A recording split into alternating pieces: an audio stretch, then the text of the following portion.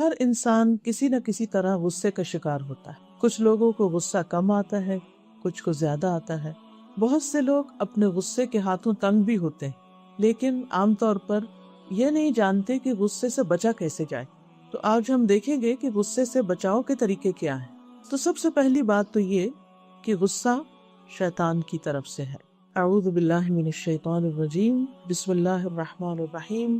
خذ العفو وأمر بالعرف وأعرض عن الجاہلین وإما ينزغنك من الشیطان نزغ فاستعذ باللہ إنہ سمیع علیم. ان الذین اتقوا اذا مسهم طائف من الشیطان تذکروا فاذا هم مبصرون. سورۃ الاعراف 199-201. اللہ سبحانہ وتعالیٰ کا ارشاد ہے کہ درگزر اختیار کیجیے اور نیکی کا حکم دیجیے اور جاہلوں سے کنارہ کیجیے. اور اگر کبھی شیطان کی طرف سے کوئی اکساہٹ آپ کو ابھار ہی دے، یعنی کسی کے مقابلے میں کسی کا غصہ دلانے پر، تو اللہ کی پناہ طلب کیجیے. فاستعذ باللہ، بے شک وہ سب کچھ سننے والا، سب کچھ جاننے والا ہے. یقیناً جو لوگ ڈر گئے، تقوی اختیار کیا، جب انہیں شیطان کی طرف سے کوئی برا خیال چھوتا ہے تو وہ ہوشیار ہو جاتے ہیں، پھر اچانک وہ بصیرت والے ہو جاتے ہیں، وہ دیکھنے لگتے ہیں، ان کو معاملے کی حقیقت سمجھ آ جاتی ہے.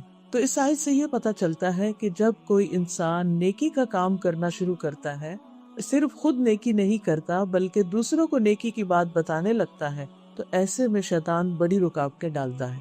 اور اس میں عموماً کیا ہوتا ہے کہ آپ اگر کسی کو کوئی نصیحت کر رہے ہیں، کسی بات پر سمجھا رہے ہیں، کسی برائی سے روک رہے ہیں، تو دوسرا شخص ایک دم غصے میں آ جاتا ہے، اوفینڈ ہو جاتا ہے.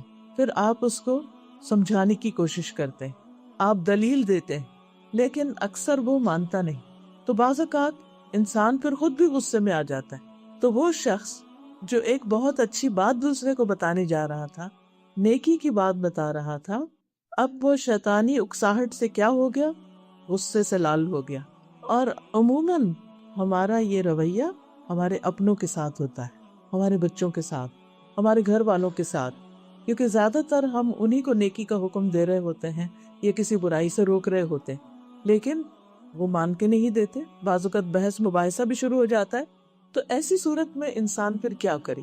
سب سے پہلے تو یہ کہ انسان اس سچویشن کو اوائڈ کرے، یعنی بحث مباحثے سے گریز کرے، کیونکہ اللہ تعالیٰ فرماتے ہیں وَأَعْرِضْ عَنِ الْجَاهِلِينَ. جو لا علم ہے، جو ابھی بات کو سمجھ نہیں رہا، اس کو بس صرف بتانا ہی کافی ہے، اس سے بحث مباحثے کی نہیں ضرورت. لیکن اگر کچھ بات آگے بڑھ ہی جائے اور شیطان انسان کے دل میں کوئی اکساہٹ ڈال دے، تو پھر ایسی صورت میں انسان کو فوراً اللہ کی طرف رجوع کرنا چاہیے.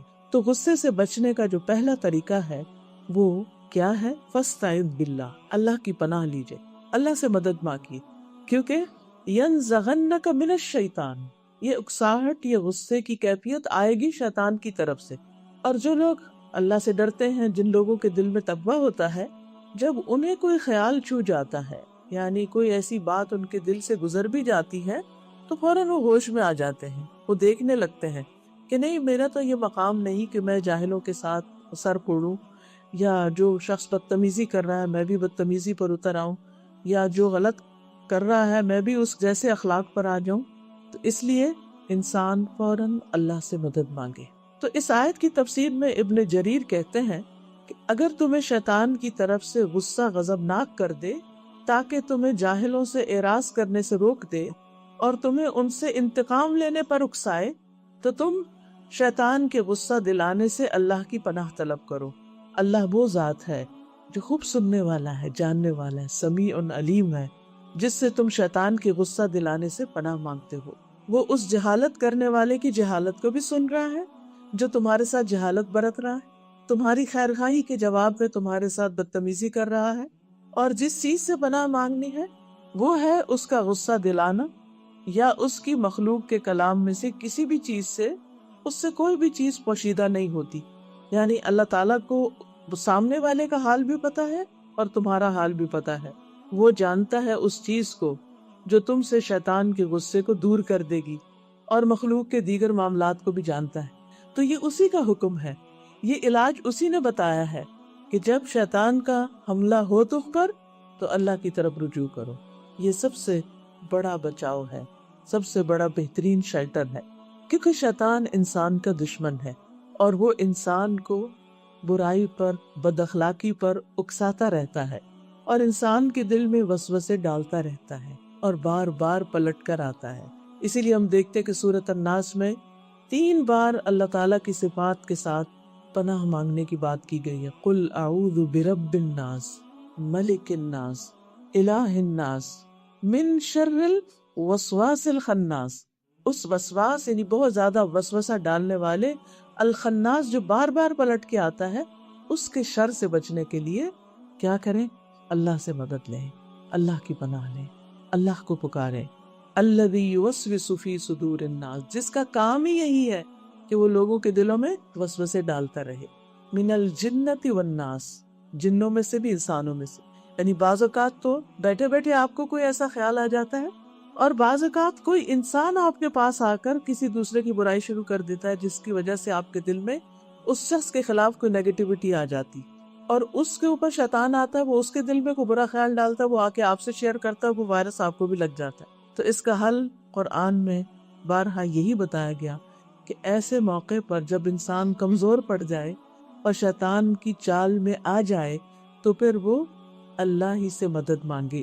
اصل میں شیطان یہ چاہتا ہے کہ وہ بندوں کو آگ کی طرف لے جائے، کیونکہ خود آگ سے بنا، بندوں کے دلوں میں آگ بھڑکاتا ہے، اور وہ چاہتا ہے کہ بندوں کا آخری انجام بھی آگ ہی ہو۔ سورۃ فاطر آیت 6 میں اللہ تعالیٰ فرماتے ہیں ان الشیطان لکم عدو فاتخذوہ عدوا انما یدعو حزبہ لیکونوا من اصحاب السعیر۔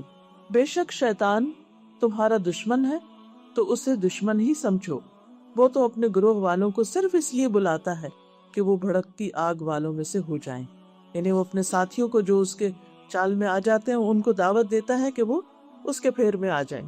پھر قرآن مجید سے ہمیں یہ بھی پتہ چلتا ہے کہ شیطان بندوں کے درمیان جھگڑا پیدا کرتا ہے، آپس کے تعلقات خراب کرتا ہے۔ آپ نے دیکھا ہوگا بعض اوقات کہ آپ اپنے کسی کام میں، بڑے اچھے ہی مفید کام میں منہمک ہوتے ہیں، آپ کچھ پڑھ رہے ہوتے ہیں، قرآن ہی پڑھ رہے ہوتے ہیں مثلا، اتنے میں آپ دیکھتے ہیں کہ آپ کا بچہ کوئی ایسا کام کر دیتا ہے کہ جس پر آپ ایک دم غصے میں آ جاتے ہیں۔ اب ہوتا کیا ہے، قرآن آپ کے ہاتھ میں کبھی کھلا ہے اور کبھی آپ تھوڑا بند بھی کر دیتے ہیں لحاظ سے، اور پھر آپ اس کو ڈانٹ ڈپٹ وہیں بیٹھے بیٹھے شروع کر دیتے، اور وہ چھوٹی سی بات اتنی بڑی بن جاتی ہے کہ آپ اپنے مقصد سے بھی ہٹ جاتے ہیں اور گھر میں ایک فساد کی کیفیت پیدا ہو جاتی ہے۔ اس وقت جب آپ کو خیر و بلائی کا کام کر رہے ہیں، اس وقت شیطان آ ٹپکے گا۔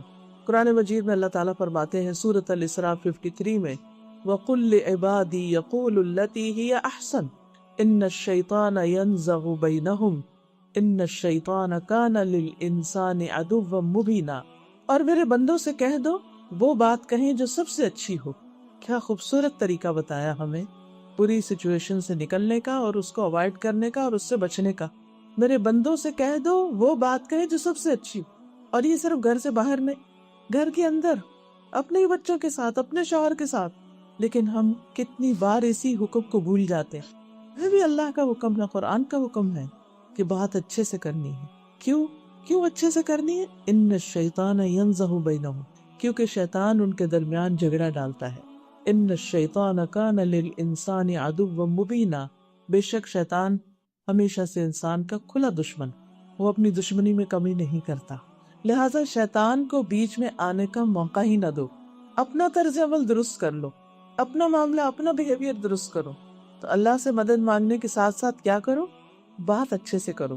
ہم نے ایک ہی بات کہنی ہوتی، لیکن اچھے سے کہیں گے تو نتیجہ اچھا نکلے، اور اگر غصے سے کہیں گے اور تکبر سے کہیں گے اور دوسرے کے اوپر دھوس جما کے کہیں گے تو اس سے ہو سکتا ہے کہ کوئی شخص آپ کو بڑا سمجھ کے یا کسی وجہ سے آگے سے نہ بولے، لیکن وہ دل میں ضرور رکھ لے گا۔ کئی دفعہ ایسے بھی ہوتا ہے نا کہ ہم جواب نہیں دے سکتے کسی کو لحاظ کے مارے، لیکن جب بھی کوئی شخص بد اخلاقی کرتا ہے تو کبھی بھی وہ لوگوں کے دل میں اپنی جگہ نہیں بنا سکتا۔ دلوں میں جگہ صرف اچھے اخلاق سے بنتی ہے۔ تو یہاں پر اللہ سبحانہ وتعالیٰ نے اس کی بتا دی کہ اچھے اخلاق کی کیا ہے؟ اچھی بات کرنا، جب بات کرے اچھے سے بولے۔ اور یہاں پر یہ جو ینزغ کا لفظ آیا ہے قرآن مجید میں، ابن کثیر کہتے ہیں کہ اس کا معنی ہے غصے یا کسی اور سبب سے فساد پیدا کرنا، یعنی ینزغ کا معنی کیا ہے؟ غصے کی وجہ سے فساد پیدا کرنا، کیونکہ انسان جب غصے سے بولے گا تو نتیجہ کیا ہوگا؟ فساد ہی ہوگا۔ پھر اسی طرح شیطان دو بندوں کے درمیان دشمنی پیدا کرتا، یعنی جھگڑا بھی کرواتا ہے، وسوسے ڈالتا ہے اور دشمنی پیدا کرتا ہے۔ سورۃ المائدہ 91 میں اللہ تعالیٰ فرماتے ہیں انما یرید الشیطان ان یوقع بینکم العداوۃ والبغضاء، شیطان تو یہی چاہتا ہے کہ تمہارے درمیان دشمنی اور بغض ڈال دے، یعنی تمہارے آپس میں دلوں کے اندر دوریاں آ جائیں، گرج آ جائیں۔ اور یہ وہ کیسے کرتا ہے؟ وہ انسان کو اکساہٹ دلاتا ہے۔ یہ اکساہٹ کیا ہوتی ہے؟ اس کے دل میں آ کے بات ڈالتا ہے، دیکھو دیکھو فلاں نے تمہارے ساتھ کیا کیا، اور جب تک تم اس کو منہ توڑ جواب نہیں دو گی نہیں، باز نہیں آئے۔ لہٰذا انسان اپنے سارے اصول، طریقے، ضابطے، اخلاق، ہر چیز بھول کے غلط کام کرنے لگتا ہے۔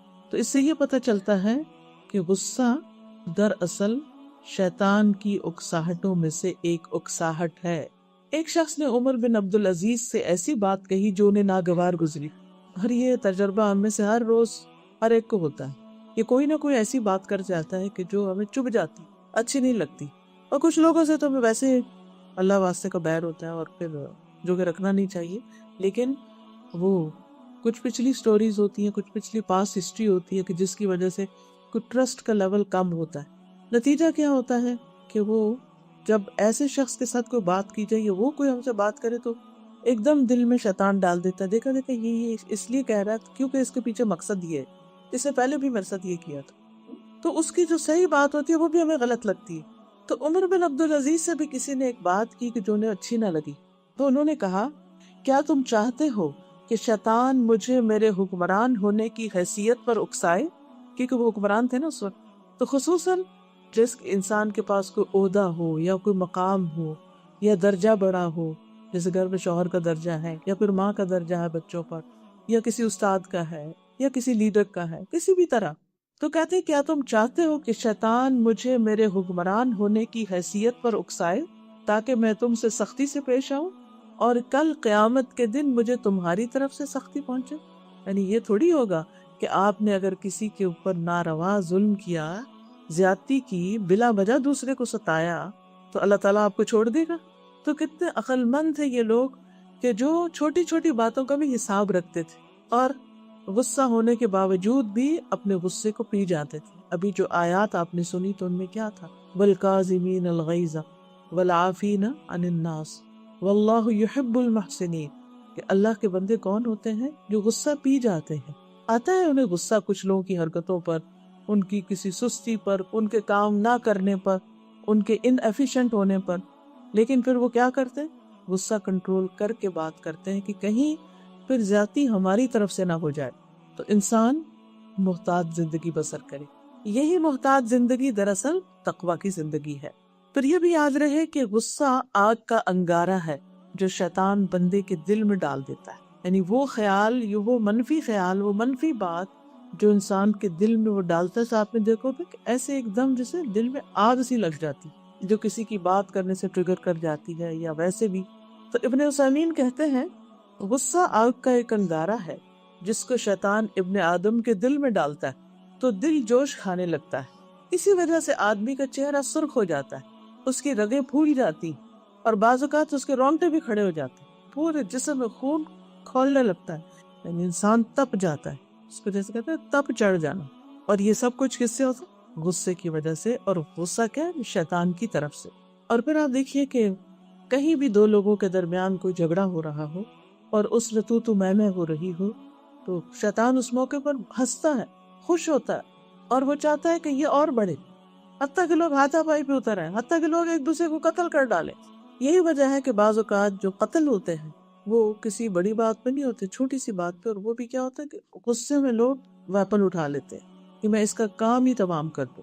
آپ دیکھیے کہ حضرت ابو ہریرہ کہتے ہیں کہ ایک آدمی نے نبی صلی اللہ علیہ وسلم کی موجودگی میں ابو بکر رضی اللہ عنہ کو برا بھلا کہا۔ نبی صلی اللہ علیہ وسلم ابو بکر کے خاموش رہنے پر مسکراتے رہے، لیکن جب وہ آدمی حد سے بڑھ گیا تو ابو بکر رضی اللہ عنہ نے بھی اس کی بات کا جواب دے دیا۔ اس پر نبی صلی اللہ علیہ وسلم ناراضگی کے ساتھ وہاں سے کھڑے ہو گئے۔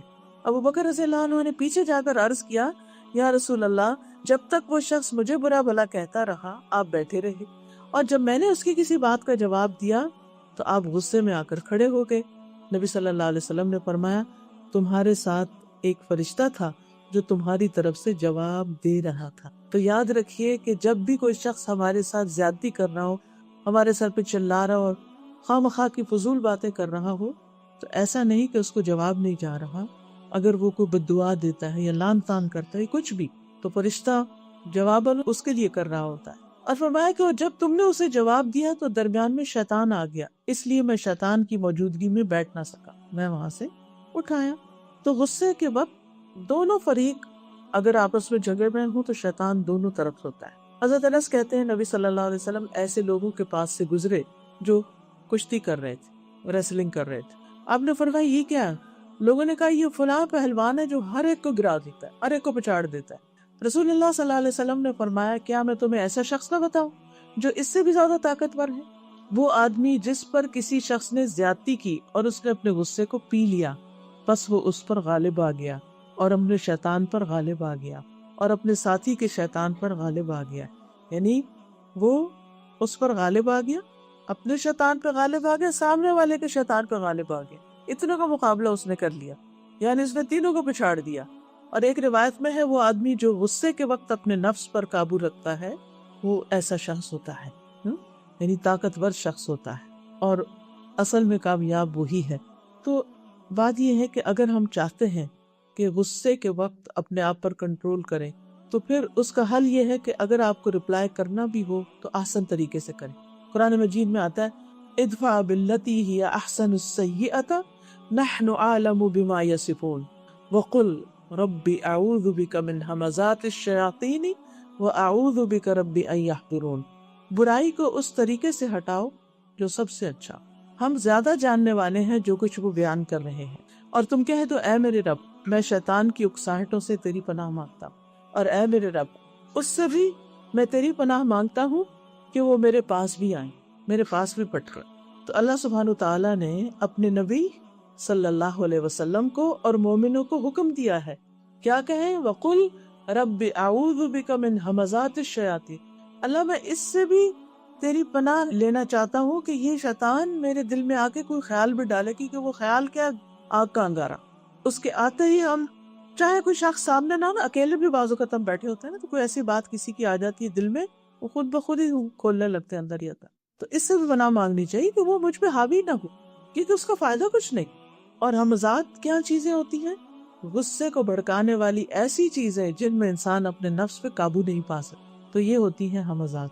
تو ہمزات الشیاطین، شیطانوں کی وہ باتیں، وہ خیال، وہ وسوسے جن کے آنے کے بعد انسان کا ایکشن الٹ ہو جاتا، غلط ہو جاتا ہے۔ شیطان دراصل انسان کو سوچنے سمجھنے سے عاری کرتے، اس کے سوچنے سمجھنے کی صلاحیت ہی چھین لیتا ہے۔ سلیمان بن سرد کہتے ہیں کہ دو آدمیوں نے آپ کے نزدیک گالی گلوچ کی، یعنی آپ کے پاس ہی کھڑے تو آپس میں لڑنے لگے، ہم بھی وہاں پر بیٹھے ہوئے تھے۔ اس وقت ان میں سے ایک دوسرے کو غصے کی حالت میں گالی دے رہا تھا اور اس کا چہرہ بھی سرخ تھا۔ آپ صلی اللہ علیہ وسلم نے فرمایا میں ایسے کلمات جانتا ہوں اگر یہ ان کو ادا کر لیتا تو اس کے یہ غصے کی حالت جاتی رہتی، اور وہ ہے اعوذ باللہ من الشیطان۔ لوگوں نے اس آدمی سے کہا کیا تم سن رہے ہو جو رسول اللہ صلی اللہ علیہ وسلم فرما رہے ہیں؟ تو اس نے کہا میں دیوانہ نہیں، یعنی غصے میں تو پھر انسان نصیحت بھی قبول نہیں کرتا۔ تو ہمیں بہت زیادہ اپنے رویے کا جائزہ لینے کی ضرورت ہے کہ ہم جب غصہ آتا ہے تو کرتے کیا ہیں، اس سے بچاؤ کا طریقہ کیا اختیار کرتے ہیں، ہمزات الشیاطین سے بچاؤ کا طریقہ کیا کرتے ہیں۔ شروع میں بھی یہ بتایا کہ فاستعذ باللہ، اور یہاں بھی کیا بتایا گیا؟ قل رب اعوذ بک من ہمزات الشیاطین واعوذ بک رب ان یحضرون، ان کے حاضر ہونے سے بھی اللہ مجھ کو بچا اور ان کے دور رہ کے میرے دل میں خیال ڈالنے سے بھی بچا۔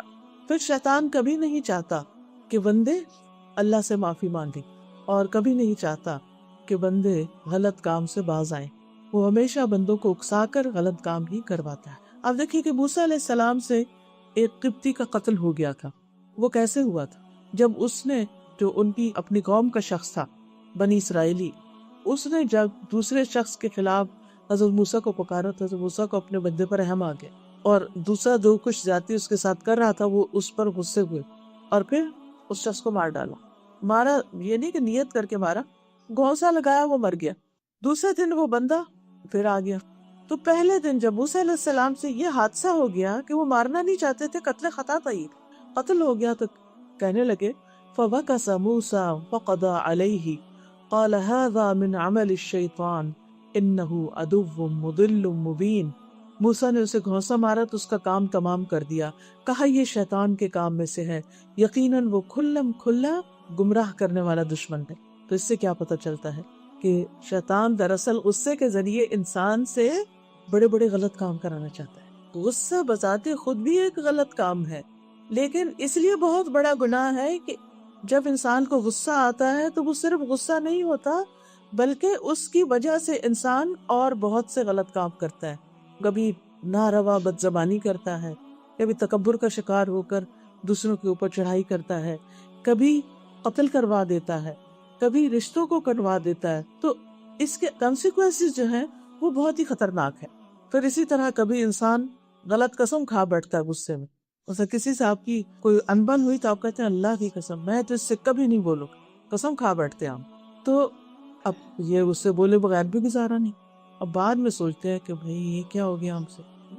حضرت عائشہ رضی اللہ تعالیٰ عنہ سے بھی ایک دفعہ ایسے ہی ہو گیا تھا کہ ان کے بھانجے نے ان کو زیادہ خرچ کرنے، صدقہ کرنے سے اس پر اعتراض کیا تھا، تو انہوں نے کہا کہ اچھا وہ یوں کہتا ہے، میں اس سے کبھی نہیں بولوں گی۔ بہرحال کچھ عرصے کے بعد کچھ لوگوں کے بیچ میں آ کر ان کی جب صلح ہوئی تو انہوں نے بے شمار غلام آزاد کیے، کیونکہ انہوں نے نظر مان لی تھی۔ تو قسم بھی ایک طرح کی نظر ہی ہوتی ہے، یا نظر بھی قسم کھا کے بعض اوقات مانی جاتی ہے۔ اسی طرح حضرت ابو بکر کا بھی ایک واقعہ ہے۔ ہوا یہ کہ ان کے بیٹے عبد الرحمن کہتے ہیں کہ ابو بکر کے ہاں کچھ مہمان آئے، تو آپ شام سے ہی نبی صلی اللہ علیہ وسلم کے پاس چلے گئے، کوئی کام تھا تو آپ گھر سے چلے گئے اور یہ کہہ گئے کبھی مہمان کھانا کھا لیں۔ جب وہ لوٹ کے آئے تو عبد الرحمن کہتے ہیں میری والدہ نے، جو حضرت ابو بکر کی بیوی تھی، وہ کہتے ہیں کہ آپ مہمانوں کو چھوڑ کے کہاں رہ گئے تھے؟ مہمانوں نے ابھی تک کھانا نہیں کھایا۔ تو آپ نے پوچھا تم نے کھانا نہیں کھلایا؟ انہوں نے کہا کہ ہم نے تو کھانا پیش کیا تھا لیکن انہوں نے انکار کر دیا کہ ہم نہیں کھاتے۔ یہ سن کر ابو بکر کو غصہ آ گیا، انہوں نے اپنے دکھ کا اظہار کیا اور قسم کھا لی میں بھی کھانا نہیں کھاؤں گا، وہ نہیں کھاتے میں بھی نہیں کھاؤں۔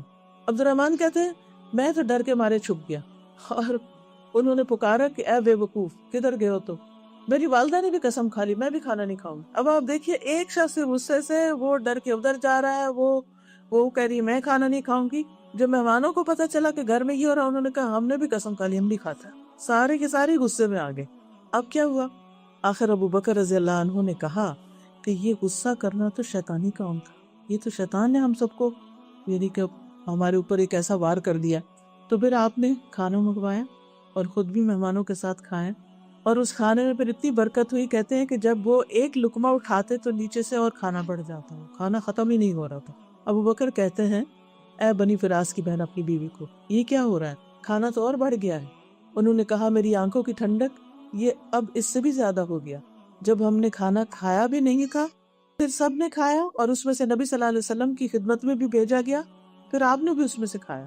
اور یہ ساری برکت کیوں آئی؟ جب حضرت ابوبکر نے اپنی غلطی مان لی اور غصہ چھوڑ دیا اور اپنی قسم توڑ دی، یہ قسم کا کفارہ بھی ہوتا ہے، قسم توڑ دی اور اس کے بعد کھانا کھا لیا، انہوں نے بھی کھا لیا، گھر والوں نے بھی کھا لیا، مہمانوں نے بھی کھا لیا، سارا معاملہ ختم ہو۔ اور اسی لیے کہتے ہیں کہ وہ غصہ اچھا ہوتا ہے کہ جو آنے کے بعد جلدی چلا جائے، انسان فوراً اپنی غلطی کو مان لے، توبہ کر لے، اور اس کے بعد اگر اچھے کام کو نہ کرنے کی قسم کھائی ہو تو اس کو کر لے۔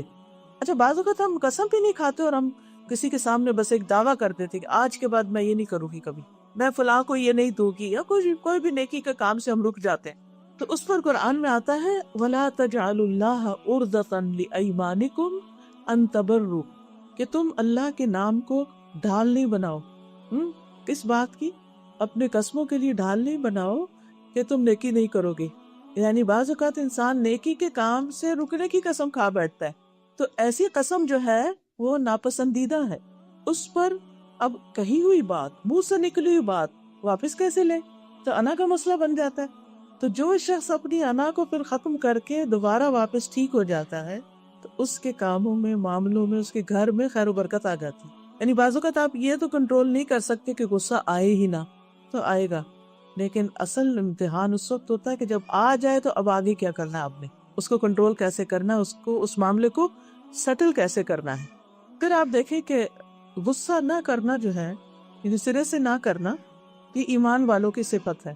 اور غصہ آنے پر معاف کر دینا اور اس کو پی جانا، یہ محسنین کی صفت ہے۔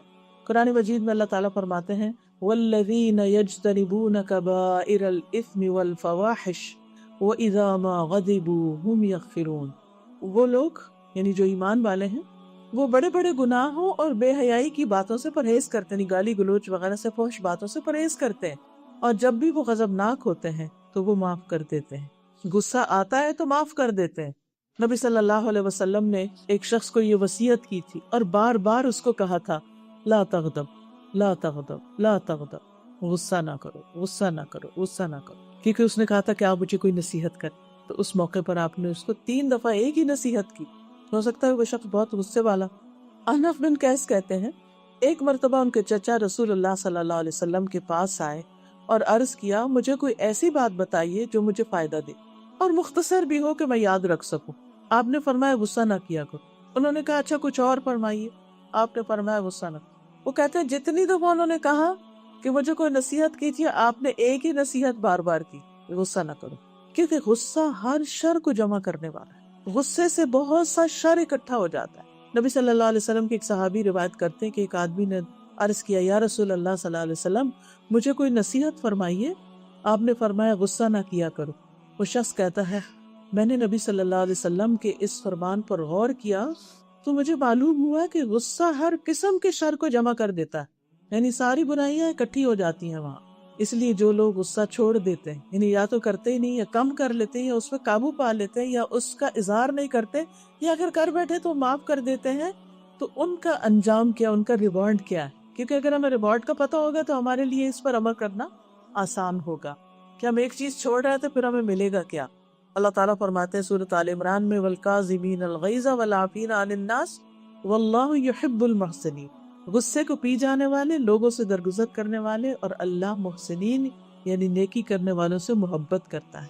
تو گویا ہمیں اللہ کی محبت ملے گی اگر ہم اپنے غصے کو کنٹرول کریں گے۔ پھر اسی طرح اللہ کی مدد بھی ملتی ہے۔ رسول اللہ صلی اللہ علیہ وسلم نے فرمایا جس بندے پر ظلم کیا گیا اور اس نے اللہ عز و جل کی خاطر اس کو نظر انداز کر دیا تو اللہ اس کی بھرپور مدد فرماتا ہے۔ ابو ہریرہ کہتے ہیں کہ ایک آدمی نے عرض کیا اے اللہ کے رسول میرے کچھ رشتہ دار ہیں جن سے میں تعلق جوڑتا ہوں اور وہ مجھ سے تعلق توڑتے ہیں، میں ملنا چاہتا ہوں اور وہ نہیں ملنا چاہتے، میں ان سے نیکی کرتا ہوں اور مجھ سے برائی کرتے ہیں، میں ان سے تحمل سے پیش آتا ہوں اور مجھ سے بد اخلاقی سے پیش آتے ہیں۔ تو آپ نے فرمایا اگر تو واقعی ایسا جیسے تو نے کہا تو گویا تو ان کو جلتی ہوئی راکھ کھلا رہا ہے، اور جب تک تو ایسا ہی کرتا رہے گا اللہ کی طرف سے ایک مددگار ان کے مقابلے میں تیرے ساتھ رہے گا۔ تو گویا جو شخص غصہ کنٹرول کرتا ہے اس کو اللہ سبحانہ وتعالیٰ کی طرف سے مدد ملتی ہے۔ تو اس لیے کبھی بھی یہ نہیں سوچنا چاہیے کہ اگر جواب میں نے نہیں دیا تو مجھے نقصان ہوگا، نہیں، اللہ کی مدد آپ کے ساتھ ہے، اور انسان کتنا زیادہ محتاج ہوتا ہے اللہ کی مدد کا، پھر اللہ کے غضب سے بچنے کا ذریعہ بھی ہے۔ حضرت عبداللہ ابن عمر کہتے ہیں کہ انہوں نے رسول اللہ صلی اللہ علیہ وسلم سے پوچھا کون سی چیز مجھے اللہ کے غضب سے دور کر سکتی ہے کہ اللہ تعالیٰ مجھ سے ناراض نہ ہو۔ ہم میں سے ہر ایک کو فکر ہوتی ہے نا کہ اللہ تعالیٰ مجھ سے ناراض نہ ہو۔ انہوں نے پوچھا کہ کون سی چیز اللہ کی ناراضگی سے بچائے گی، تو آپ نے فرمایا غصہ نہ کیا کرو۔ تو جو دوسروں پر ناراض نہیں ہوتا اللہ سبحانہ و تعالیٰ بھی اس پر ناراض نہیں ہوتا، اور جو دوسروں پر خواہ غضبناک ہوئے چلے جا رہا ہے تو پھر تیار رہے کہ پھر رب کریم بھی اس سے ناراض ہو۔ پھر یاد رکھیے کہ غصہ نہ کرنا باہمت لوگوں کی صفت ہے۔ وَلَمَنْ صَبَرَ وَغَفَرَ إِنَّ ذَلِكَ لَمِنْ عَزْمِ الْأُمُورِ، جس نے صبر کیا اور معاف کر دیا تو بے شک یہ بڑے ہمت والے کاموں میں سے ہے۔ اللہ سبحانہ وتعالیٰ اس شخص کو پسند کرتے ہیں اور ان صفات کو پسند کرتے ہیں جو کسی کے اندر تحمل اور بردباری کی شکل میں ہو اور جلد بازی نہ ہو۔ رسول اللہ صلی اللہ علیہ وسلم نے قبیلہ عبد القیس کے سردار اشج سے فرمایا تھا کہ تمہارے اندر 2 خصلتیں ایسی ہیں جنہیں اللہ تعالیٰ پسند کرتا ہے، بردباری اور تحمل مزاجی، یعنی دوسرے کی بات سن کے برداشت کر لینا اور ٹھہر کے کام کا انات ہے دوسری، یعنی تحمل، بردباری اور ٹھہر کے کام کرنا، جلد بازی سے پرہیز کرنا۔ جب انسان جلد بازی سے پرہیز کرتا ہے تو پھر اس کے اندر حقیقی معنوں میں حلم آتا ہے، بردباری آتی ہے، اور جب انسان کسی کی بات سن کے سہ لیتا ہے تو یہ دراصل برداشت ہے۔ تو یہ صفات اللہ تعالیٰ کو بہت پسند ہے جس انسان کے اندر ہو۔ پھر یہ گناہوں کی معافی کا ذریعہ بھی ہے، یعنی غصے پہ کنٹرول کرنا۔ عبادہ بن سامت کہتے ہیں میں نے رسول اللہ صلی اللہ علیہ وسلم کو یہ فرماتے ہوئے سنا کہ جس شخص کے جسم پر کوئی زخم لگ جائے اور وہ اس کو معاف کر دے تو اس معافی کی مناسبت سے اللہ اس کے گناہوں کو معاف کر دیتے ہیں۔ یہ کیسے؟ زخم جو لگ جائے، مثلا کسی شخص سے کوئی چیز چھٹ گئی، آپ کو آ لگی، کسی نے کچھ پھینکا ہوا تھا وہ آپ کو چبھ گیا، زخم لگ گیا، کوئی سامنے سے آ رہا تھا، آپ ایک دم پیچھے ہٹے، پیچھے کوئی ایسی چیز تھی جس سے آپ ٹکرا کے چوٹ کھا گئے، ایسے انسان کو بڑا غصہ آتا ہے، کبھی کوئی پش کر دیتا ہے اور آپ جا لگتے ہیں کسی چیز پہ، تو اس وقت انسان کہتا ہے کہ اب تو میں اس کو چھوڑوں گا نہیں جب تک میں اس کو بھی وہیں دھکیل کے نہ رہوں۔ لیکن جو شخص اس وقت اپنے آپ پہ کنٹرول کر لیتا ہے اور معاف کر دیتا ہے تو ایسے شخص کی گناہ بھی معاف ہو جاتے ہیں، کس درجے کے؟ جس درجے کی معافی دیتا وہ۔ پھر غصے سے پرہیز، غصے سے بچاؤ نجات کا ذریعہ ہے۔ رسول اللہ صلی اللہ علیہ وسلم نے فرمایا 3 چیزیں نجات دینے والی ہیں، یعنی جہنم کی آگ سے، اللہ کی ناراضگی سے۔ نمبر 1 چھپے اور ظاہر میں اللہ سے ڈرنا، نمبر 2 رضامندی اور غصے میں اعتدال، اور فقیری اور غنا میں میانہ روی اختیار کرنا۔ پھر اسی طرح جو شخص غصے سے پرہیز کرتا ہے، غصے کو کنٹرول کر لیتا ہے، اللہ سبحانہ و تعالیٰ اس کی خامیوں پہ پردہ ڈال دیتے ہیں، اس کے عیب چھپا دیتے ہیں۔ رسول اللہ صلی اللہ علیہ وسلم نے فرمایا جس نے اپنے غضب کو روک لیا اللہ تعالیٰ اس کی خامیوں پر پردہ ڈال دے گا۔ آپ دیکھیں کہ جب ہم غصے میں ہوتے ہیں نا تو ہماری اصلیت سامنے آ جاتی اور لوگوں کو وہ چہرہ پھر کبھی نہیں بھولتا، وہ ہمارا سٹائل کبھی نہیں بھولتا، اور لوگ جب ہمیں یاد کرتے ہیں تو پھر وہی شکل ان کے سامنے آتی ہے کہ اچھا وہ فلاں جس نے فلاں موقع پر اتنا غصہ کیا۔ آپ خود بھی سوچ سکتے ہیں کہ جب آپ کسی کے بارے میں بھی کچھ سوچتے تو آپ کے ذہن میں اس کی کیا پکچر آتی، کس طرح آپ اس کے بارے میں سوچتے ہیں، یعنی آپ اس پہ ناراض ہوتے ہیں، ناراض چہرہ اس کا نظر آتا ہے، خوشگوار چہرہ نظر آتا ہے، آپ کے ساتھ کوآپریٹ کرنے والا محسوس ہوتا ہے، یعنی اس کی کیا یاد یا کیا اثرات آپ کے دل پر ہوتے ہیں۔ ہر شخص اپنے ان کاموں کی بنا پر پہچانا جاتا ہے جو اس کے اندر دوسرے سے مختلف ہوتے ہیں، اچھے ہوں یا برے ہوں۔ پھر اسی طرح جو شخص غصہ کنٹرول کر لیتا ہے دشمن بھی اس کا دوست بن جاتا ہے۔ قرآن مجید میں آتا لا تستوی الحسنۃ ولا السیئۃ، اچھائی برائی برابر نہیں ہوتی، ادفع باللتی ہی احسن، برائی کو اس طریقے سے دور کرو جو سب سے اچھا، فاذا الذی بینک وبینہ عداوۃ کأنہ ولی حمیم، تو وہ شخص جس کے پر تمہارے درمیان دشمنی پڑی ہوئی ہو وہ ایسے ہو جائے گا جیسے گہرا دلی دوست۔ وما یلقاها الا الذین صبروا وما یلقاها الا ذو حظ عظیم، یہ چیز نہیں دی جاتی مگر انہیں جو صبر کرتے ہیں، اور یہ چیز نہیں دی جاتی مگر اس کو جو بڑے نصیب والا ہو۔ تو ادفع باللتی ہی احسن کا مطلب کیا ہے؟ غصے کے وقت صبر کر لینا، برائی کو معاف کر دینا، اور جب لوگ برا اخلاق اختیار کریں تو اس وقت جواباً اچھا اخلاق اختیار کرنا، تو ایسے لوگوں کو اللہ تعالیٰ بھی ہر آفت سے بچا لے گا اور ان کے دشمن بھی عاجز ہو کر ان کے دلی دوست بن جائیں گے۔ ایسے شخص کا اجر اللہ کے ذمہ ہوتا ہے جو اپنے غصے کو کنٹرول کر لیتا ہے، دنیا میں بھی اجر ملتا ہے اور آخرت میں بھی۔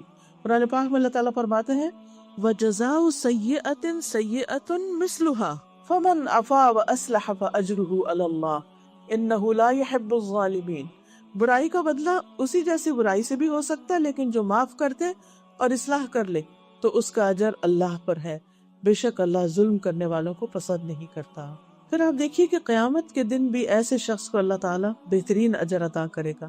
رسول اللہ صلی اللہ علیہ وسلم نے فرمایا جو آدمی اپنے غصے کو نافذ کرنے کے باوجود پی گیا تو اللہ تعالیٰ قیامت کے دن اس کے دل کو امیدوں سے بھر دے گا، یعنی وہاں اس کا خوف دور ہو جائے گا۔ جنت میں داخلے کا ذریعہ ہے غصے پر کنٹرول کرنا۔ ایک شخص نے رسول اللہ صلی اللہ علیہ وسلم سے کہا میری کسی ایسے عمل کی طرف رہنمائی کرے جو مجھے جنت میں لے جائے، کیونکہ ان لوگوں کو جنت کا یقین بھی تھا اور شوق بھی تھا۔ کوئی ایسا کام بتائیے کہ میں جنت میں پہنچ جاؤں۔ تو آپ نے فرمایا غصہ نہ کرو، تمہارے لیے جنت ہے، لا تغضب ولک الجنہ۔ کتنی بڑی بات۔ اب دیکھیے کہ غصے کی 3 اقسام ہوتی، ایک وہ غصہ جو کرنا ہی چاہیے، دوسرا وہ جو مباح ہے، اور تیسرا جو ناپسندیدہ ہے۔ اب یہ پہلی قسم کا غصہ وہ ہے جو اللہ کی خاطر، جب اللہ کی کوئی حد ٹوٹ رہی تو انسان کے دل میں اگر کوئی چیز جوش مانتی ہے کہ یہ کیا ہو رہا ہے، اللہ کی نافرمانی ہو رہی ہے، یا آپ کسی شخص کو انتہائی قبیح حرام ناجائز کام کرتے دیکھتے ہیں تو آپ ایک دم غصے میں آ جاتے کہ یہ کیا کر رہا ہے، چاہے کوئی جاننے والا ہو یا نہ جاننے والا ہو۔ تو ایسی صورت میں انسان دوسرے کو، یعنی غصہ اصل میں کیا، پھر وہ اس کو ایسی انرجی دیتا ہے کہ انسان کچھ جا کے کر لیتا ہے۔ اس کو کیا چاہیے؟ کہ وہ اس شخص کو سمجھائے، اس کو بتائے۔ اب جو شخص ایسا غصہ کرے گا اور سمجھانے میں تھوڑا فارم بھی ہوگا، اس کے مطلب نہیں کہ بد اخلاقی برتنا شروع کر، تو ایسا شخص جو ہے وہ دراصل صاحب ایمان شخص ہے، کیونکہ ایسا شخص ہی اپنے ایمان کو مضبوط کرتا ہے۔ رسول اللہ صلی اللہ علیہ وسلم نے کبھی کسی سے اپنی ذات کے لیے بدلہ نہیں لیا تھا۔ ہاں، جب اللہ کی کوئی حد قائم کرنے کو پامال کیا جاتا تو پھر آپ اللہ کے لیے اس سے بدلہ لیتے تھے۔ پھر اسی طرح جن چیزوں سے روکا گیا ہے ان کے کرنے پر اگر کسی کو غصہ آئے تو وہ بھی بجا ہے۔ ابو ہریرہ کہتے ہیں کہ ایک دفعہ رسول اللہ صلی اللہ علیہ وسلم تشریف لائے تو ہم تقدیر پر بحث کر رہے تھے، تقدیر کے ایشو پر۔ رسول اللہ صلی اللہ علیہ وسلم غصے میں آ گئے، یہاں تک کہ آپ کا چہرہ مبارک سرخ ہو گیا، گویا کہ آپ کے چہرے پر اناروں کے دانوں کا عرق نچوڑ دیا گیا۔ پھر آپ نے فرمایا، کیا تم لوگوں کو اس چیز کا حکم دیا گیا؟ کیا میں اس لیے بھیجا گیا ہوں؟ یقیناً تم لوگوں سے پہلے کی قوم میں اس مسئلے میں بحث مباحثہ کرنے کی وجہ سے ہلاک ہوئی۔ میں تم لوگوں کو قسم دیتا ہوں کہ آئندہ اس مسئلے میں بحث اور تکرار نہ کرنا، کیونکہ اس کا کوئی نتیجہ نہیں۔ کچھ چیزوں کا علم اللہ نے بندوں کو لمیٹڈ ہی دیا ہے، وہ مسائل بندے نہیں حل کر سکتے۔ تقدیر کا مسئلہ بھی اسی میں سے، بس اس پر ایمان رکھنا ہمارا کام ہے۔ تو بہرحال یہاں قصہ کیا ہے کہ نبی صلی اللہ علیہ وسلم نے ایسے لوگوں پر غصہ کیا، اور غصہ کیسے کیا؟ آپ کا چہرہ سرخ ہو گیا، اور پھر اس کے بعد آپ نے پراپر انداز میں جا کے نصیحت کی۔ غصے کی حالت میں ڈانٹ ڈپٹ اور چیخنا چلانا یہ تو کسی صورت بھی قابل قبول نہیں۔ پھر اسی طرح اگر کوئی شخص لوگوں کو دین سے متنفر کر رہا ہے یا کوئی غلط ایسا کام کر رہا ہے تو اس کو بھی سمجھانے میں اگر انسان فرم ہے تو کوئی حرج نہیں۔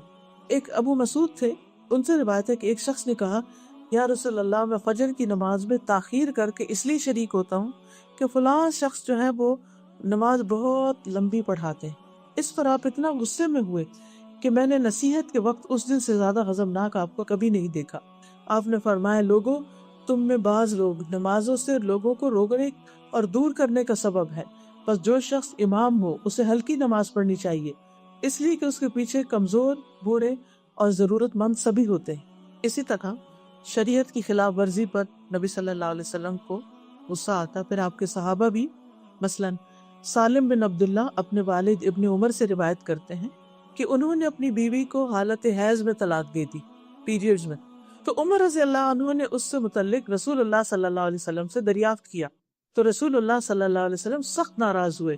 پھر آپ نے فرمایا، اس کو حکم دو، پھر وہ اس سے رجوع کرے، پھر اس کو اپنے پاس رکھے یہاں تک کہ وہ پاک ہو جائے، پھر حیض آئے، پھر پاک ہو، اس کے بعد اگر چاہے تو جماع کیے بغیر اس کو طہر کی حالت میں طلاق دے دے، بس یہ وہ طلاق ہے جس کی عدت کے بارے میں اللہ نے تمہیں حکم دیا ہے۔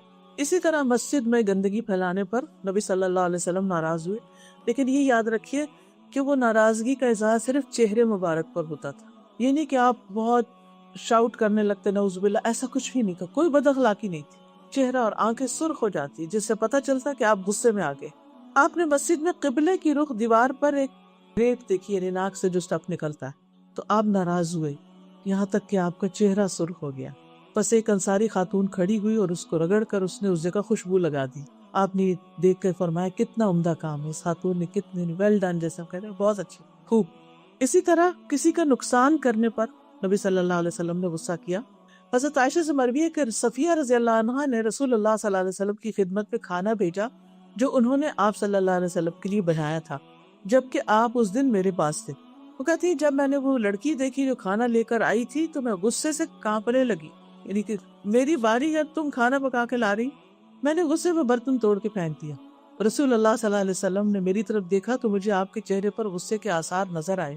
میں نے کہا، میں رسول اللہ صلی اللہ علیہ وسلم سے اللہ کی پناہ لیتی ہوں کہ آج وہ مجھ پہ کوئی لعنت کرے۔ پھر میں نے عرض کیا، اللہ کے رسول، اس کا کفارہ کیا ہے؟ آپ نے فرمایا، برتن جیسا برتن، کھانے جیسا کھانا۔ تو جب کوئی کسی پر زیادتی کر رہا ہو تو اس وقت انسان آرام سے نہیں بیٹھ سکتا، اس وقت اس کو انٹرفیئر کرنا ہوتا ہے، لیکن حدود کے اندر رہ کر۔ پھر اسی طرح دین میں جو رخصتیں ہیں ان کو اختیار نہ کرنا۔ حضرت عائشہ کہتی ہے کہ رسول اللہ صلی اللہ علیہ وسلم نے کسی کام کرنے کے بارے میں اجازت عطا کی کہ وہ کر لیا جائے، تو لوگوں میں سے کچھ لوگ اس سے بچنے لگے، وہ نہیں کرتے تھے۔ جب یہ بات نبی صلی اللہ علیہ وسلم تک پہنچی تو آپ غصے میں آ گئے، یہاں تک کہ آپ کے چہرہ مبارک پر غصے کے اثرات نظر آ رہے تھے۔ پھر آپ نے فرمایا، لوگوں کا حال کیا ہے کہ جس کام کے کرنے میں میرے لیے اجازت رکھی گئی ہے لوگ اس سے اعراض کرتے۔ اللہ کی قسم، ان میں سب سے زیادہ میں اللہ کو جانتا ہوں، اور میں ہی سب سے زیادہ ان میں سے اللہ سے ڈرتا ہوں۔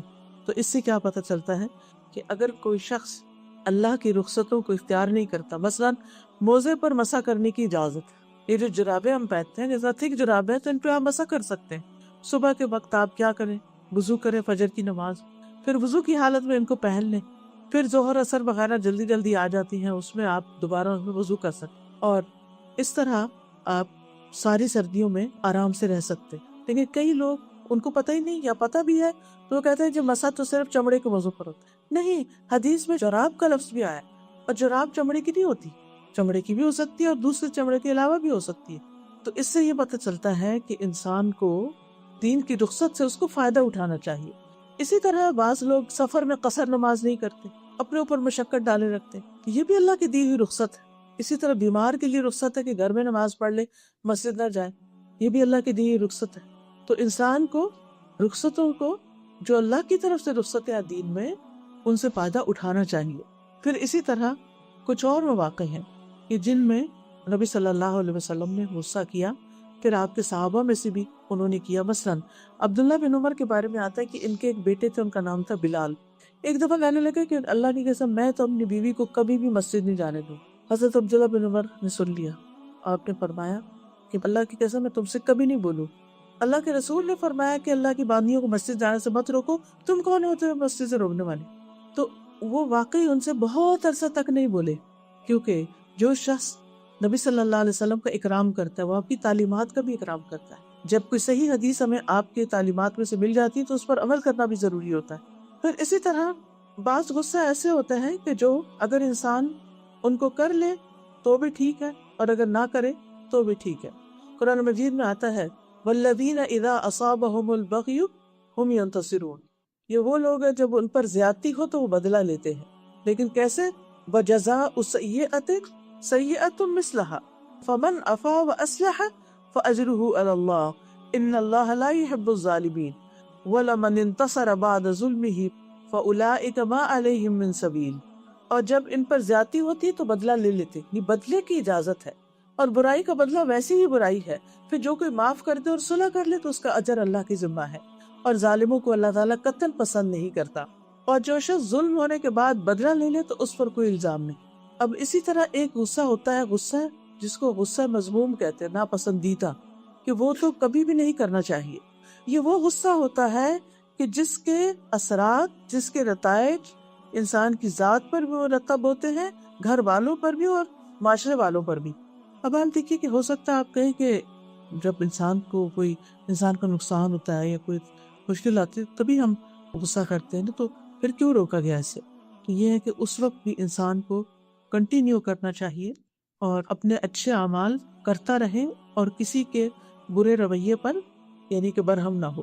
پھر غصے کا علاج کیا ہے؟ غصے کا علاج ہے نمبر 1 وہی جو شروع میں بتایا، اللہ کی پناہ لینا، اعوذ باللہ پڑھنا، اعوذ باللہ السمیع العلیم من الشیطان الرجیم من ہمزہ ونفخہ ونفثہ، اس دعا کو پڑھنا۔ رسول اللہ صلی اللہ علیہ وسلم نے فرمایا جب آدمی کو غصہ آ جائے اور وہ اعوذ باللہ کہے تو اس سے اس کا غصہ ختم ہو جائے گا۔ دوسرا طریقہ ہے خاموش ہو جانا۔ ابن عباس کہتے ہیں رسول اللہ صلی اللہ علیہ وسلم نے فرمایا لوگوں کو علم سکھاؤ، آسانیاں پیدا کرو، علم سکھاؤ، آسانیاں پیدا کرو، 3 بار فرمایا۔ جب تم میں سے کسی کو غصہ آئے تو چپ ہو جائے، بولے نہ۔ پھر اللہ کا ذکر جو ہے وہ فائدہ دیتا ہے۔ پھر اسی طرح کھڑے ہو جانا، اپنی پوزیشن چینج کرنا۔ نبی صلی اللہ علیہ وسلم نے فرمایا جب تم میں سے کسی کو غصہ آئے تو وہ کھڑا ہو جائے، اسے چاہیے کہ وہ اگر بیٹھا ہے تو کھڑا ہو جائے اور اگر لیٹا ہے تو اٹھ کے بیٹھ جائے۔ اگر بیٹھنے سے غصہ زائل ہو جائے تو ٹھیک ہے، ورنہ پھر لیٹ جائے۔ پھر اسی طرح اللہ کی قدرت کو یاد کرنا اور اللہ کے معاف کرنے کو یاد کرنا کہ کتنے لوگ شرک کرتے ہیں، کتنے لوگ اس کے وجود کا انکاری، لیکن اس کے باوجود وہ ان کو معاف کرتا رہتا ہے۔ غصہ کنٹرول کرنے کا ایک اور طریقہ یہ ہے کہ انسان اللہ سبحانہ و تعالیٰ کی قدرت کو یاد کرے اور اس کے معاف کرنے کی صفت کو یاد رکھے۔ ہم جانتے ہیں کہ حضرت ابوبکر رضی اللہ تعالیٰ عنہ مدینہ پہنچ کر اپنے ایک غریب رشتہ دار مستح کی کفالت کر رہے تھے۔ مستح ان لوگوں میں شامل ہو گئے جو حضرت عائشہ پر الزام لگانے والے تھے، اور الزام بھی بہت بڑا تھا اور جھوٹا الزام تھا۔ جب بات کھلی، حضرت ابوبکر کو پتہ چلا تو انہوں نے کہا کہ میں آئندہ ان کی مدد نہیں کروں گا، اور یہ غصے میں کہا تھا. تو اس پر اللہ سبحانہ تعالیٰ نے آیت نازل فرمائی وَلَا يَأْتَلِ أُولُو الْفَضْلِ مِنْكُمْ وَالسَّعَةِ أَنْ يُؤْتُوا أُولِي الْقُرْبَى وَالْمَسَاكِينَ وَالْمُهَاجِرِينَ فِي سَبِيلِ اللَّهِ وَلْيَعْفُوا وَلْيَصْفَحُوا أَلَا تُحِبُّونَ أَنْ يَغْفِرَ اللَّهُ لَكُمْ وَاللَّهُ غَفُورٌ رَحِيمٌ. اور تم میں سے فضیلت اور وسعت والے اس بات کی قسم نہ کھائیں کہ قرابت داروں، رشتہ داروں، مسکینوں اور اللہ کی راہ میں ہجرت کرنے والوں کو دیں، یعنی اس کے نہ دینے کی قسم نہ کھائیں. لازم ہے کہ معاف کر دیں اور درگزر کریں. کیا تم نہیں پسند کرتے کہ اللہ تعالیٰ تمہیں معاف کر دے؟ الا تحبون ان یغفر اللہ لکم واللہ غفور رحیم. تو اللہ سبحانہ تعالیٰ کو بھی ایسے لوگ پسند ہیں کہ جو دوسروں پر رحم کریں اور دوسروں کو معاف کر دیں. پھر قیامت کے دن کی سزا کو سوچے انسان، کیونکہ انسان غصے میں آ کے بعض اوقات انسانوں اور بعض اوقات جانوروں کے ساتھ بھی زیادتی کر گیا. ابو لیلہ کہتے ہیں کہ سلمان رضی اللہ عنہ سفر کو نکلے، جب وہ جانور کو چارہ دیتے تو عہدے سے گرتا رہتا، یعنی وہ اس میں سے تھوڑا تھوڑا نکل جاتا. اس پر انہوں نے اپنے خادم سے کہا اگر مجھے اس کا ڈر نہ ہوتا کہ قصاص واجب ہوگا تو میں تجھے بھی اسی طرح دکھ پہنچاتا. تو انسان کسی کے ساتھ بھی جب کوئی زیادتی کرنے لگے تو سوچے کہ جتنی قدرت مجھے اس پر ہے، اس سے زیادہ قدرت اور طاقت اللہ کی ہے اور وہ مجھے پکڑ سکتا ہے.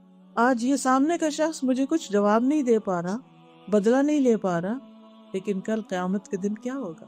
ایک ایک چیز کا بدلہ لیا گیا، حتیٰ کہ جانوروں کے درمیان بھی جو ظلم اور ناانصافیاں ہوگی ان کا بھی بدلہ لیا جائے گا. پھر یہ ہے کہ اللہ سبحانہ تعالیٰ سے بردباری کی دعا کرنی چاہیے کہ اللہ مجھے حلم دے، غصے کو کنٹرول کرنے کی توفیق دے. ابو ہریرہ کہتے ہیں کہ رسول اللہ صلی اللہ علیہ وسلم نے فرمایا علم سیکھنے سے آتا ہے، حلم اپنانے سے آتا ہے. جو خیر چاہتا ہے وہ خیر دے دیا جاتا ہے، یعنی جو یہ ارادہ کر لے گا، یہ چاہے گا کہ میں غصہ نہ کروں، اللہ تعالیٰ اس کو یہ کنٹرول دے دے گا. اور جو شر سے بچنا چاہتا ہے وہ بچا لیا جاتا ہے. پھر اسی طرح ایک اور تدبیر یہ کہ انسان انبیاء کے صبر کو یاد کرے کہ ان کی قوموں نے کیسے کیسے دکھ پہنچائے ان کو. نبی صلی اللہ علیہ وسلم پر ایک مرتبہ مال کی تقسیم کے بارے میں الزام لگا کہ آپ نے انصاف نہیں کیا. آپ کو غصہ آ گیا، آپ کا چہرہ سرخ ہو گیا، لیکن آپ نے کیا کہا؟ غصے میں صرف اتنا کہا اللہ سبحانہ وتعالیٰ موسیٰ علیہ السلام پر رحم فرمائے، ان کو تو اس سے بھی زیادہ اذیت دی گئی اور انہوں نے صبر کیا. یعنی خود صبر کرنے کے لیے موسیٰ علیہ السلام کی مثال یاد کی. تو جب ہم یہ یاد رکھیں گے نا کہ پیغمبروں کو تو اس سے بڑی بڑی اذیتیں دی گئی تھی اور اس سے بھی زیادہ ستایا گیا تھا، غصہ دلایا گیا تھا، لیکن انہوں نے معاف کر دیا، صبر کیا، تو اس کو سامنے رکھتے ہوئے بھی ایک موٹیویشن ملی کہ صبر آ جائے گا. تو جو بات ہم نے اب تک سیکھی وہ کیا ہے کہ غصہ تو آئے گا، لیکن ہمیں کیا کرنا ہے؟ اس کو کنٹرول کرنا ہے اور پھر خاموش ہو جانا ہے، اللہ کی پناہ لینا، دوسرے لوگ بھی مثال یاد کرنا. پھر یہ کہ زیادہ سے زیادہ چہرے سے اظہار کرنا ہے، زبان نہ کھلے. نبی صلی اللہ علیہ وسلم جب غصے میں آتے تو آپ کے رخسار سرخ ہو جاتے، چہرہ سرخ ہو جاتا.